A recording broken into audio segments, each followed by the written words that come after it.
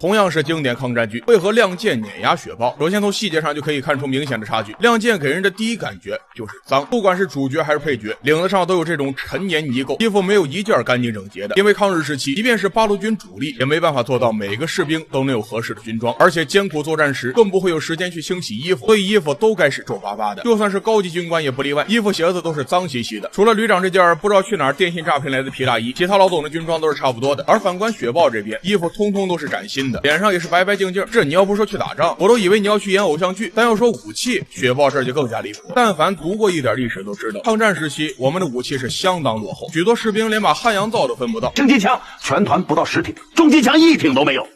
步枪是老套筒汉阳造，膛线都磨平了，就这样。2个人都分不到1支枪。亮剑中许多武器都是靠战争缴获来的，而瞧瞧雪豹，你看看这人手一把自动冲锋枪有多猛，而且有时候子弹都是不需要装载，无限使用。放开这些不说，就连剧情艺术感都高你一截。在独立团成功突围后，包围圈只剩下骑兵连，狗头无路时，骑兵连和日军准备拼死一战。为了提高军队气势，连长孙德胜军刀竖立，发出冲锋的口号。骑兵连第1轮进攻，一轮比拼结束，骑兵连伤亡过半，剩下5人却没有退缩，而是继续摆好冲锋阵型。这一次，骑兵连只剩下连长1人，还被砍伤1只手臂。紧接着最让人难忘的部分来了，在队友全部阵亡时，孙德胜1人代表整个骑兵连发起了最后的冲锋。骑兵连进攻！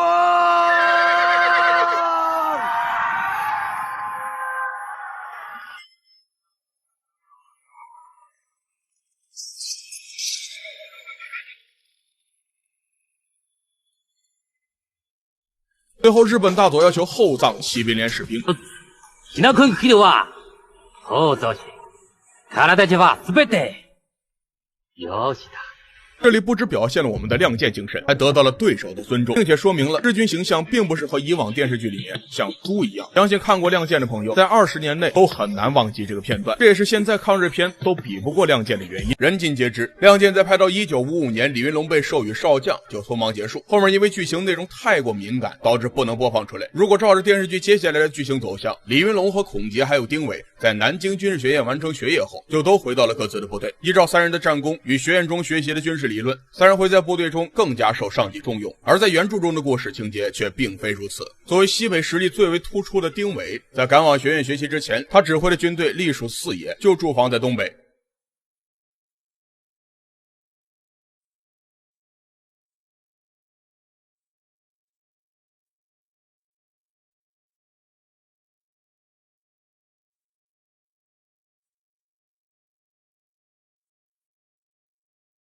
在学院毕业后，丁伟就回到了东北，但还没等屁股焐热，就因为毕业答辩问题就被调离到别的军区担任参谋长。而这个答辩其实就是源于李云龙的岳父田默轩带来的灵感。在所有的论文答辩中，丁伟虽然是水平拔尖的，但分数却没有很高，其原因就是他的核心思想引发了政治错误。他的论文答辩题目是论我国国土防御的重点，他认为一个可以完全信任和依靠的邻居是我国利益与生存的根本。通过分析完日本和美国这种虽然实力对我们造成的威胁，但不可能短时间内就采取实质行动的国家后，紧接着他就指出了还有一个国家苏联也应当值得我们注意与防御。但他话说一半时却被评委们打断。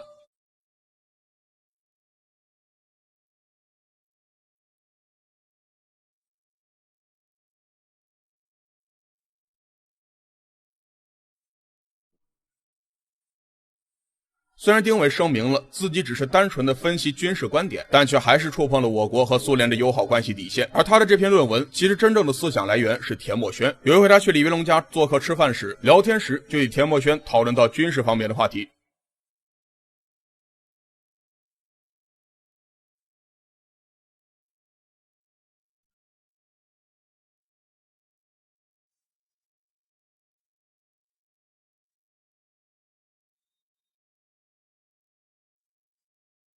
而正是这次的点播，丁伟在临行前，他又和孔杰与李云龙说，我丁伟要是有一天上门讨饭，弟兄们还要给口饭吃。随着时间推移到1959年，丁伟就因为会议上的话则被批斗起来，不仅受了几年的牢狱之灾，还被开除了军籍。在他出狱后便查无此人，而孔杰也是多次派人去搜寻他的消息，但也没有任何下落。而李云龙的毕业论文《亮剑精神》没有任何问题，在毕业后就回去福建继续做他的军长。而他听到丁伟入狱的消息后，当晚直接干空丁伟曾经送他的茅台，并且借着酒劲坦言自己是个孬种。种不如丁伟，因为当时环境的恶劣下，而李云龙是个有家室的人，所以并没有和丁伟一样仗义直言，导致自己憋屈了许久。而事实上，李云龙还是没有控制住自己的性格。上级给他派了个新的政委马天生，整天喜欢整人，还不会打仗，所以两人一直不对付。在一场泰山师事件中，李云龙因为红卫兵抢劫军火库，便安排士兵保护武器，对天鸣枪。他的这一举动却被列为了反革命。经过马天生的言语下，李云龙也走进了牢狱。而他的兄弟孔杰得知消息后，便立即安排人将李云龙全家搬到自己的军区避难。但可惜李云龙的妻子只是将自己的2个孩子与赵刚的4个孩子送到了孔杰那里。紧接着，马天生便带着黄特派员来到李云龙家中，对李云龙夫妻突击审讯。而李云龙则用着楚云飞送他的勃朗宁手枪，当着马天生的面了结了自己，并且在自杀前预言自己的头很硬，子弹打在头颅上肯定会变形。在一枪过后，马天生就去看看李云龙的预言是不是真的，但没想到子弹找到的时候确实是弯曲变形的状态。而在李云龙死后，段鹏便和几个梁山特种突击队潜入李云龙家里，将李云龙军章上的匠心肩章和一枚8·1勋章给带走。在10年后的平反大会上，李云龙的名誉已经复原，而段鹏则拿出李云龙的8·1勋章和肩章跪地痛哭。此时李云龙的2个孩子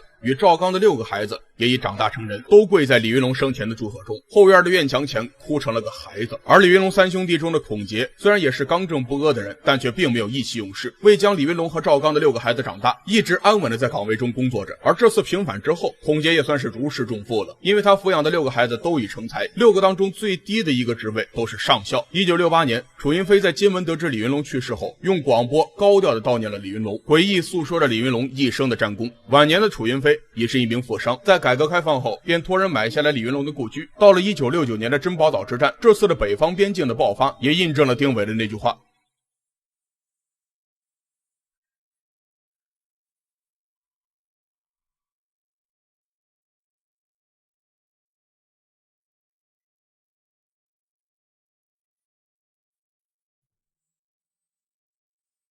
在这场战斗中，重炮群在孔杰的指挥下成功重创了敌军。在战争过后，孔杰一人躲在指挥室里哭成了泪人，因为他想起了丁伟那篇被众人批判与质疑的论我国国土防御重点的论文，居然在如今得到验证。而在想到丁伟之前的许多超前言论，也是感叹不已。若丁伟能担当重任的话，或许一切的结局都会改变。